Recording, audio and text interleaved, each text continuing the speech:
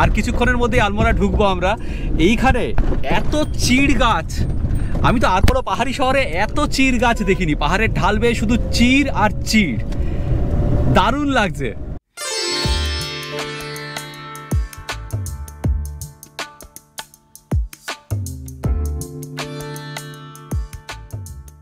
আমরা যে নৈনিতাল থেকে মুক্তেশ্বর এলাম এবং তারপরে এই মুক্তেশ্বর থেকে আবার আলমোড়া যাচ্ছি, রাস্তাঘাট কিন্তু অসম্ভব সুন্দর, খুব ভালো কন্ডিশন রাস্তাঘাটের, অসম্ভব সুন্দর প্রকৃতি। এখানে অকৃপণভাবে ঢেলে দিয়েছে নিজেকে, খুব এনজয় করবেন। কুমায়ুনের প্রধান বাণিজ্য নগরী, স্বামীজির অন্যতম প্রিয় জায়গা, নৈনিতাল থেকে মাত্র 65 কিলোমিটার দূরে অপরূপ সুন্দর পাহাড়ি শহর আলমোড়া, যার নৈসর্গিক শোভা মুগ্ধ করবে ছোট থেকে বড় সকলকে, একথা অনস্বীকার্য। আলমোড়ার আকর্ষণ কিন্তু বাঙালি পর্যটকদের কাছে চিরকালীন। স্বামীজি 3 বার এসেছিলেন আলমোড়ায়। বিভিন্ন লেখায়, পত্রে উল্লেখ করেছেন আলমোড়ার কথা, আলমোড়ার প্রতি তার টানের কথা। আপনার আলমোড়া দর্শন শুরু হোক এই বিবেকানন্দ কর্নার থেকেই। আজকে 26শে অক্টোবর 2021 মঙ্গলবার, আর আমরা এখন আছি সমুদ্রপৃষ্ঠ থেকে 1604 মিটার উচ্চতায় সুন্দরী শৈল শহর, ব্রিটিশদের তৈরি ক্যান্টনমেন্ট শহর আলমোড়ায়। এই আলমোড়া কিন্তু আমাদের স্বামী বিবেকানন্দেরও খুব প্রিয় জায়গা ছিল। 1890 থেকে 1898 অবধি 3 বার স্বামীজি এখানে এসেছিলেন। প্রথমবার এসেছিলেন 1890-তে, সেকেন্ড টাইম 1897-এ, আর শেষবার এসেছিলেন 1898 সালে।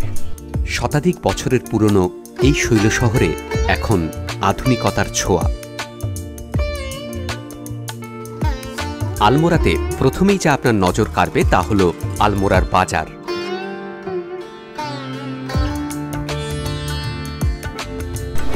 আলমোড়ার কিন্তু বিরাট বাজার, যারা কেনাকাটি করতে পছন্দ করেন তাদের জন্য কিন্তু এটা স্বর্গরাজ্য। প্রচুর জিনিসপত্র আর একটু সস্তাও। कितने की है? 4900। আর বাজারের একধারে নন্দাদেবীর মন্দিরটি কিন্তু অতুলনীয়।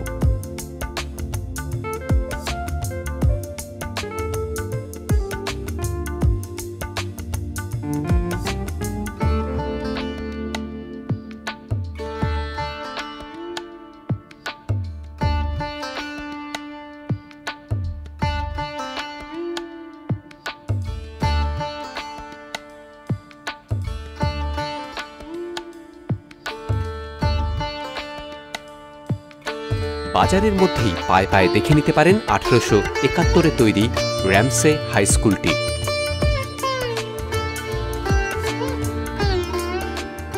এই বাজারের মধ্যেই নন্দাদেবীর মন্দিরের ঠিক অপর প্রান্তে রয়েছে লালা বদ্রী শাহের বাড়িটি, যা ছিল আলমোড়াতে স্বামীজির আস্তানা।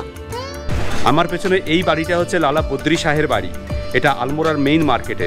1890 সালে যখন স্বামীজি প্রথমবার আলমোড়া আসেন তখন কিন্তু এই বাড়িতেই এসে উঠেছিলেন, এই বাড়ির টপ ফ্লোরে ছিলেন। আবার যখন 1897 সালে উনি আসেন সেকেন্ড টাইম, তখনও কিন্তু এই বাড়িতেই ছিলেন। আর এই বাড়ির থেকে 10 মিটার এগিয়েই বাদিকে রয়েছে রঘুনাথজির মন্দির। এই রঘুনাথ মন্দিরের চত্বরেই কিন্তু স্বামীজি 1890 সালে ভাষণ দিয়েছিলেন স্থানীয় মানুষদের উদ্দেশ্যে। আমি দেখাচ্ছি রঘুনাথ মন্দিরটাও। এই হচ্ছে রঘুনাথ মন্দির। এখানেই কিন্তু দাঁড়িয়ে স্বামীজি ভাষণ দিয়েছিলেন 1890 সালে স্থানীয় মানুষদের উদ্দেশ্যে। সেই দিন আমরা লাঞ্চ সেরে নিয়েছিলাম বাজারের মধ্যেই এক দোকানে।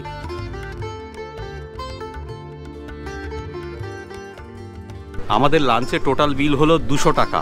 এখানে ডাল হচ্ছে 80 টাকা, আলু জিরা 60 টাকা, আর রুটি হচ্ছে এক একটা 8 টাকা করে। বাজার দেখা হলে আলমোড়ার বিখ্যাত বাল মিঠাই চেখে দেখতে কিন্তু ভুলবেন না এখানকার প্রসিদ্ধ খেম সিং মোহন সিং এর দোকানে। আলমোড়াতে বিখ্যাত হচ্ছে মিষ্টি, এখানে প্রচুর মিষ্টির দোকান পাবেন। আর এখানে যে দুটো মিষ্টি সবচেয়ে বেশি চলে তার মধ্যে একটা হচ্ছে বাল মিঠাই, আরেকটা হচ্ছে সিঙ্গরি। এই খেম সিং মোহন সিং এর দোকান হচ্ছে এখানে সবচেয়ে পুরনো দোকান, বাস স্ট্যান্ডের আগেই। এখান থেকে আমরা বাল মিঠাই নিলাম। এরাই কিন্তু বাল মিঠাই ফার্স্ট নিয়ে এসেছিল। বাল মিঠাই আর সিঙ্গরি দুটোই নিলাম 340 টাকা পার কিলো। বাল মিঠাইরও তাই, সিঙ্গরিরও তাই। আমরা নিয়েছি এক পিস টেস্ট করব বলে। এই হচ্ছে বাল মিঠাই, ওপরে চিনির দানা, আর ভেতরে হচ্ছে কড়া পাকের ক্ষীরের সন্দেশ।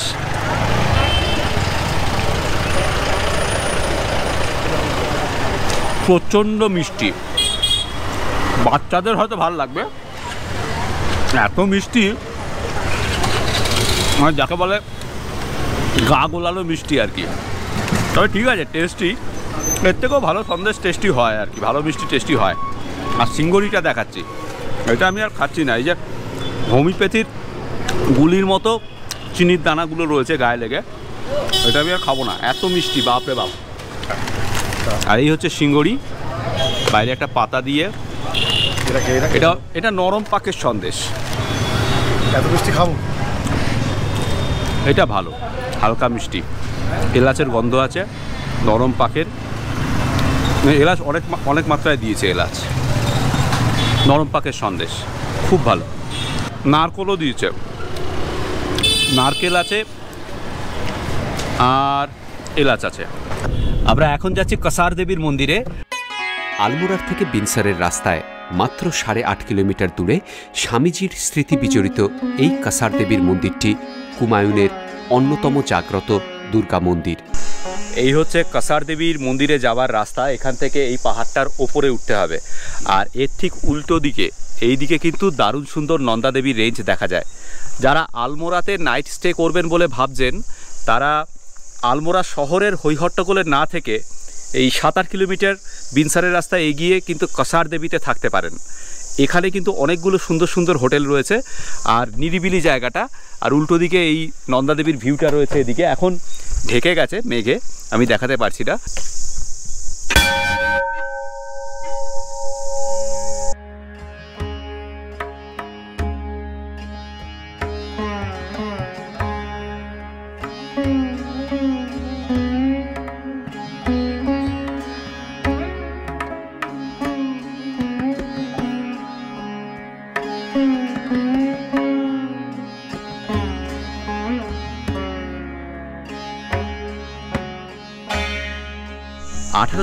সালে স্বামীজি এই মন্দিরের পাশেই একটা ছোট্ট গুহায় কিন্তু কঠোর তপস্যা করেছিলেন, আর তিনি তার ডায়েরিতে সেই অনুভবের কথা উল্লেখ করে গিয়েছেন।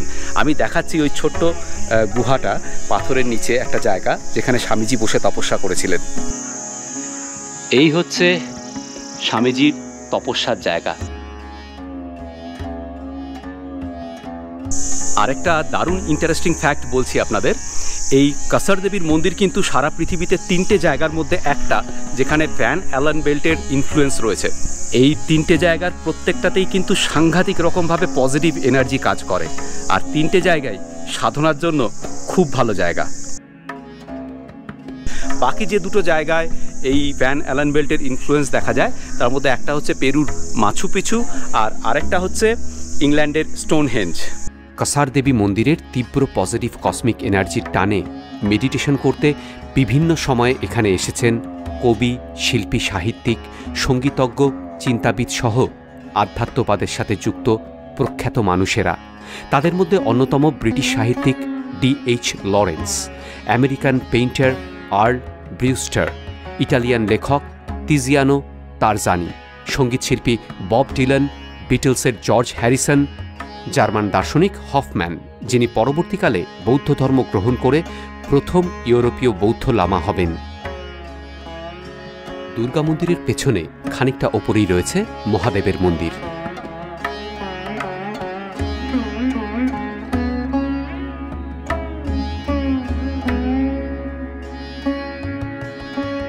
মন্দিরের গর্ভগৃহের ভেতর যেহেতু ছবি তোলা নিষিদ্ধ, আমি তুলতে পারিনি। দেবীর মূর্তির পেছনে পাথরের মধ্যে একটা ন্যাচারালি সিংহের আবয়ব ক্রিয়েট হয়ে রয়েছে, যেটা কিন্তু দারুণ লাগলো আমার এবং পৃথ্বীজিৎ দুজনের মত কিন্তু সেম একটা ব্যাপারে, যে আলমোড়ার থেকেই 7-8 কিলোমিটার দূরে এই কসার দেবীর মন্দির অপূর্ব জায়গা, ভারী সুন্দর জায়গা। কি বলিস পৃথ্বীজিৎ? একদম, মানে এখানে অবশ্যই আসবেন, যারা এখানে আলমোড়ায় আসবেন এখানে তো আসবেনই। চারিদিকে প্রাকৃতিক সৌন্দর্য তো অবশ্যই আছে, এবং তার সঙ্গে এই মন্দির এবং এর স্থান মাহাত্ম্য স্বামী বিবেকানন্দর সঙ্গে জড়িয়ে আছে কিন্তু এই মন্দির, যেটা বললাম একটু আগে। আর তাছাড়া জায়গাটা কিন্তু দারুণ শান্তিপূর্ণ আর কি, এত শান্ত, নিরিবিলি, স্নিগ্ধ একটা জায়গা, খুব খুব সুন্দর এই মন্দিরটা। আলমোড়া এলে এটা কিন্তু মিস করবেন না, একেবারেই মিস করবেন না কসার দেবীর মন্দির। সেই দিন আলমোড়ায় বাসস্ট্যান্ডের পাশে একটি বাজেট হোটেলে রাত কাটিয়ে পরের দিন খুব সকালে আমরা চেক আউট করে বেরিয়ে পড়ি। আমাদের থেকে এই ঘরের ভাড়া নিয়েছে 1100 টাকা। অ্যাকচুয়ালি চেয়েছিল 1500 টাকা, আমি দামাদামি করে 1100 টাকাতে ডিল ফাইনাল করেছি।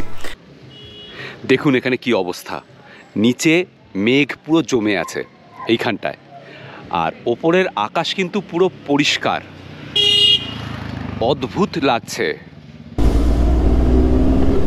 আজকে 27 তারিখ, 27শে অক্টোবর 2021, বুধবার, সকাল বাজে 8টা, আর আমরা এখন আলমোড়া থেকে চেক আউট করে বেরিয়ে পড়লাম।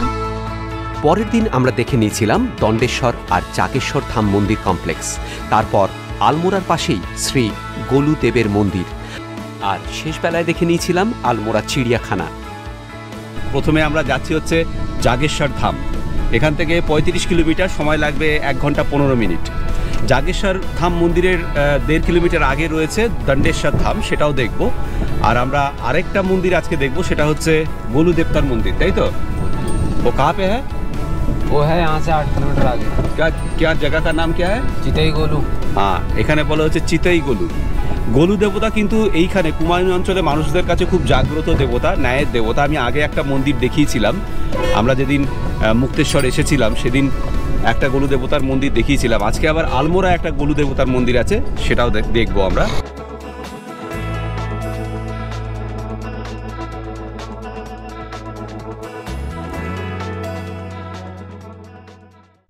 জাগেশ্বর মহাদেবের মন্দির কমপ্লেক্সে যাওয়ার পথেই 1.25 কিলোমিটার আগে আরেকটা মন্দির কমপ্লেক্স পড়বে, এখন আমরা সেখানে আছি। এটা হলো দণ্ডেশ্বর মহাদেবের মন্দির কমপ্লেক্স। এই হচ্ছে দণ্ডেশ্বর মহাদেবের মন্দির।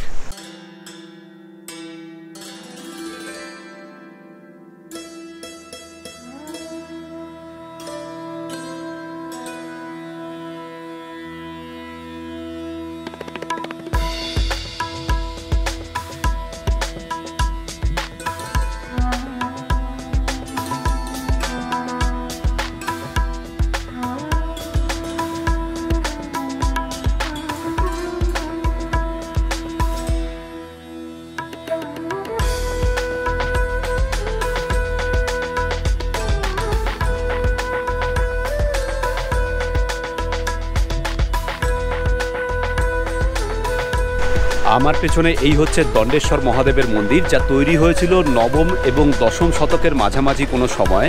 তখন এখানে কাত্যায়নী বংশের রাজত্ব ছিল।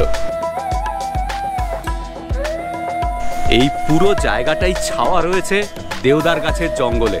দারুণ শান্ত পরিবেশ, শুধু নদীর আওয়াজ, আর কোনো আওয়াজ নেই। এখানে দুটো নদী রয়েছে, পাহাড়ি ঝর্ণা অ্যাকচুয়ালি। একটাকে বলা হয় জটা গঙ্গা, আরেকটাকে বলা হয় দুধ গঙ্গা। এই যে ধারাটা এসে পড়ছে এটাকে বলে দুধ গঙ্গা, আর এই ধারাটা এটাকে বলে জটা গঙ্গা। এই দুই নদীর সঙ্গমস্থলে হচ্ছে এই মন্দিরটা, দণ্ডেশ্বর মহাদেবের মন্দির। এবং এখানে টোটাল ছোট বড় মিলিয়ে 15টা মন্দির আছে। দণ্ডেশ্বর মহাদেবের মন্দির ছাড়াও আরও 14টা মন্দির রয়েছে। মন্দিরের ভেতরে গর্ভগৃহে একটা পাথর রয়েছে, শিবলিঙ্গের মতো দেখতে নয়, ছড়ানো। ওই পাথরকেই পুজো করা হয় এখানে। এই মন্দিরটা হচ্ছে কুবেরের মন্দির। দণ্ডেশ্বর মহাদেবের মন্দিরটা সম্ভবত এই কুমায়ুনের সবচেয়ে উঁচু মন্দিরগুলোর মধ্যে একটা। আর এইখানে যে 14টা মন্দির রয়েছে দণ্ডেশ্বর মহাদেবের মন্দির ছাড়া, সেগুলো ছোট ছোট, কিন্তু কুবেরের মন্দিরটা কিন্তু তুলনামূলকভাবে অনেকটাই বড়।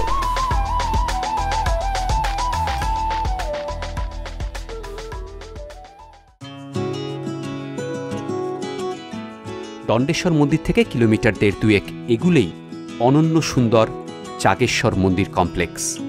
আলমোড়া বেড়াতে এলে যা অবশ্য দ্রষ্টব্য। জাগেশ্বর টেম্পল কমপ্লেক্সে ঢুকতে গেলে কিন্তু পারমিট করাতে হবে, আধার কার্ড দেখিয়ে। আধার কার্ডের নাম্বার লিখে এখানে রেজিস্টারে এই পারমিট করাতে হবে। আর যদি ভিডিওগ্রাফি করতে চান তাহলে 25 টাকা দিতে হবে ভিডিও ক্যামেরার জন্য, আর কোনো এক্সট্রা চার্জ নেই।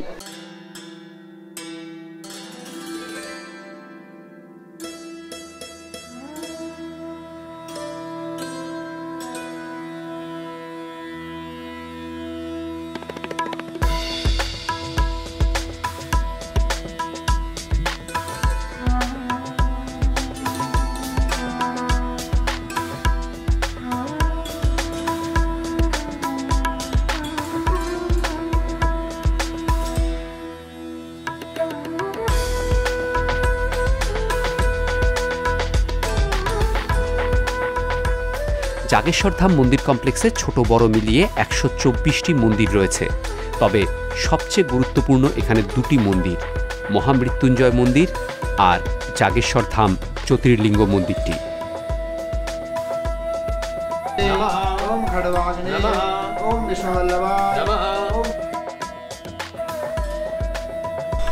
এই জাগেশ্বর মন্দির কমপ্লেক্সের মন্দিরগুলো কিন্তু একবারে তৈরি হয়নি, দীর্ঘ 700 বছর ধরে এগুলো তৈরি হয়েছে। এক এক সময় এক এক রাজা এক একটা মন্দির তৈরি করেছেন। 7ম শতক থেকে শুরু করে 1400 শতক অবধি প্রথমে কাত্যায়নী বংশের রাজারা আর পরে চাঁদ বংশের রাজারা এই মন্দির কমপ্লেক্সের বিভিন্ন মন্দির তৈরি করিয়েছেন। অনেকের মতে আদি শঙ্করাচার্যও নাকি এখানে মন্দির তৈরি করিয়েছিলেন, তবে তা নিয়ে কিন্তু মতানৈক্য রয়েছে।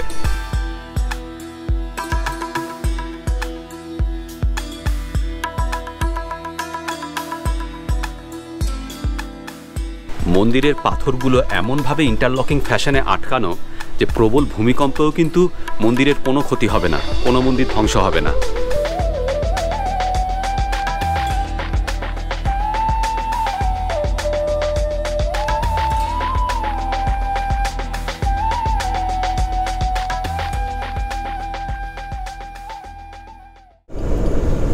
আমরা এখন ফিরছি আলমোড়ার দিকে।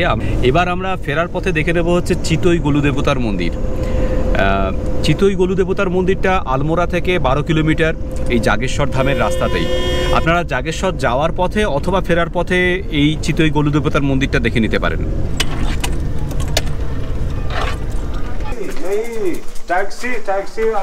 উত্তরাখণ্ডে গোলু দেবতা খুবই জাগ্রত। আমি আগেও আরেকটা মন্দির দেখিয়েছিলাম, আমরা যেদিন মুক্তেশ্বরে আসছিলাম নৈনিতাল থেকে, তখনও একটা গোলু দেবতার টেম্পল ছিল, সেটাকে ঘণ্টা টেম্পলও বলা হতো। এখানেও তাই। এই গোলু দেবতার মন্দির যেটা আলমোড়ার কাছে, আলমোড়া থেকে 12 কিলোমিটার জাগেশ্বরের রাস্তায়, এখানেও দেখুন প্রচুর ঘণ্টা বাঁধা আছে। আসলে মানুষেরা এখানে কি করেন, তাদের মনোকামনা পূর্ণ হয়ে গেলে এখানে ঘণ্টা বেঁধে যান। আরেকটা খুব ইন্টারেস্টিং কথা বলছি, এখানে দেখুন প্রচুর কাগজ, এখানে দেখতে পাচ্ছেন কি, এই যে কাগজ লেখা আটকানো আছে কাগজ। এখানে কি হয়, সবাই ভক্তরা তাদের মনোকামনা কাগজে লিখে এখানে আটকে যান। তারপর যখন মনোকামনা পূর্ণ হয় তখন ঘণ্টা লাগিয়ে যান, ঘণ্টা বেঁধে যান। তো ছোট বড় প্রচুর ঘণ্টা বাঁধা, হাজার হাজার ঘণ্টা বাঁধা এখানে।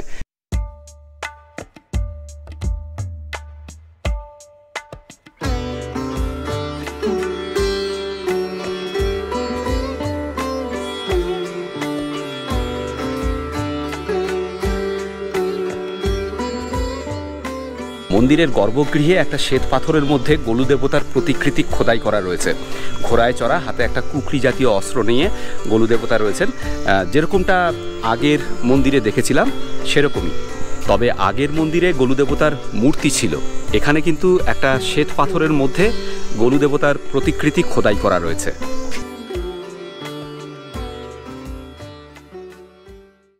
চিতই গোলু দেবতার মন্দির দেখে আলমোড়া ফেরার পথে আমরা দাঁড়িয়েছিলাম রাস্তার ডান দিকে আলমোড়া চিড়িয়াখানায়। আলমোড়া থেকে জাগেশ্বর ধাম যাওয়ার রাস্তায় প্রথমে কিন্তু পড়বে জু, আলমোড়া জু। আলমোড়া জুতে ঢোকার জন্য এন্ট্রি ফি হচ্ছে 20 টাকা বড়দের আর 10 টাকা হচ্ছে বাচ্চাদের। আর এখানে আমাদের সঙ্গে জয়েন করেছে এরা, এদেরকে নিয়েই আমরা জুতে যাচ্ছি। হ্যালো বল দো। हेलो, क्या नाम है? नैतिक, शुभम, अमन, गौतम बिष्ट, मनीष बिष्ट। मनीष, ओके आ जाओ, चलो सब मिलके जू देखते हैं अभी।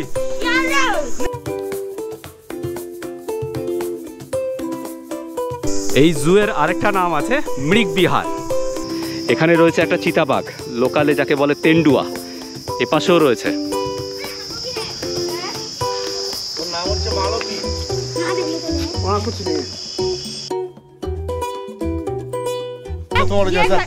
एक ही साथ में हम लोग पढ़ते थे, एक ही स्कूल में।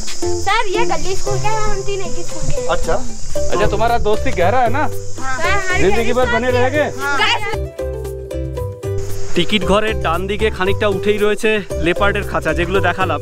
আর টিকিট আবার নেমে এসে টিকিট ঘরের বাদিক দিয়ে বেশ খানিকটা হাঁটতে হচ্ছে আমাদের ওই হরিণের ঘরগুলো খোঁজার জন্য। এদিকটায় রয়েছে হরিণের ঘর, তাও আমরা হেঁটে চলে এসেছি 300-400 মিটার, 300 মিটারের ওপরেই হেঁটে চলে এসেছি। আরও কতটা আছে কে জানে। বাচ্চাগুলো সব দৌড়াতে দৌড়াতে চলে গেছে। আমরা 600 মিটারের ওপরে হেঁটে ফেলেছি, এখনো অবধি হরিণের ঘর দেখা যাচ্ছে না। खरगोश ये देखो भालू। আরে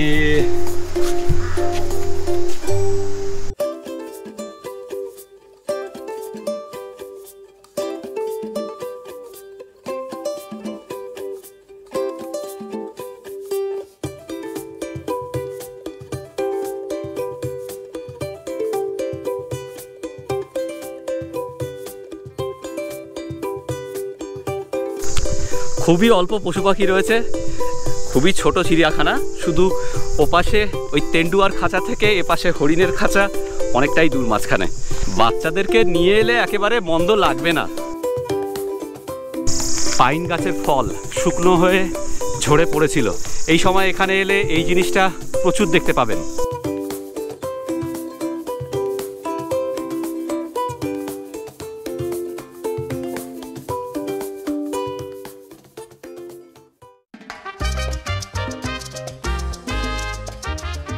আজকে আমাদের আলমোড়া বেড়ানো এখানেই শেষ। এখন আমরা চলে যাচ্ছি হচ্ছে বিনসারে। বিনসার আর 20 কিলোমিটার মতো। আলমোড়া থেকে বিনসারের ডিস্টেন্স হচ্ছে 24 কিলোমিটার। বিনসারে আজকে রাত্রে আমরা স্টে করব KMBR এর টুরিস্ট রেস্ট হাউসে, বুক করা আছে সেটা। ওই টুরিস্ট রেস্ট হাউসটা কিন্তু দারুণ জায়গা বিনসারে। কালকে সকালে আমরা বিনসার থেকে বেরিয়ে পাতাল ভুবনেশ্বর দেখে চলে যাব হচ্ছে চৌকড়ি। চৌকড়িতে হবে কালকে নাইট স্টে। বিনসারের গল্প নিয়ে আসবো এর পরের পর্বে, সঙ্গে থাকুন। लाइक करो चैनल को, सब्सक्राइब करो चैनल को, शेयर करो चैनल को। আমি শিবাজি আর আপনারা দেখছেন আমার চ্যানেল এক্সপ্লোরার শিবাজি। আমি বিভিন্ন জায়গায় ঘুরে বেড়াচ্ছি আর তার ভিডিও করে এই চ্যানেলে দিচ্ছি। যদি ভিডিওগুলো ভালো লাগে তাহলে অবশ্যই লাইক, শেয়ার এবং সাবস্ক্রাইব করবেন। সাবস্ক্রাইব করার সময় বেল আইকনটা ক্লিক করুন, তাতে আমি যখনই একটা ভিডিও দেবো তার ইনস্ট্যান্ট নোটিফিকেশন আপনার কাছে পৌঁছে যাবে।